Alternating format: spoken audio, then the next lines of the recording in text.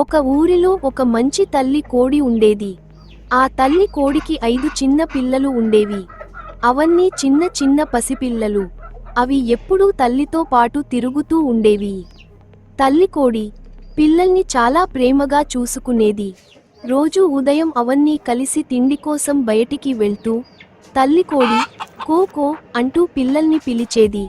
పిల్లలు ఎప్పుడూ అవి తల్లిని వదలకుండా ఉండేవి. ఒక రోజు ఆ చిన్న కోడిపిల్లకు విచిత్రంగా ఆలోచన వచ్చింది. నేను ఎందుకు తల్లిని అనుసరిస్తూ ఉండాలి? నేను ఒక్కదానినే వెళ్తే బాగుంటది కదా అని అనుకుంటూ అది ఒక్కటే తల్లికి కనిపించకుండా దూరంగా ఒక పొలంలోకి వెళ్ళిపోయింది. కొంతసేపటికి ఆ చిన్న కోడిపిల్లకు చీకటి అయింది. అప్పుడు ఆ పిల్లకు పొలంలో ఓ నల్ల పిల్లి కనిపించింది. పిల్లి కోడిపిల్లను చూసి దాని వైపు నెమ్మదిగా కదలసాగింది. అప్పుడు ఆ కోడిపిల్లకు చాలా భయం వేసింది. అప్పుడు వెంటనే కోడిపిల్ల అమ్మా అమ్మా అని కేక వేసింది.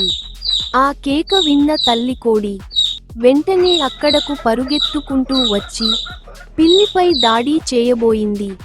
వెంటనే ఆ పిల్లి అక్కడి నుండి పారిపోయింది. తల్లి కోడి తన పిల్లలను దగ్గరకు తీసుకుని బాగా కౌగిలించుకుంది.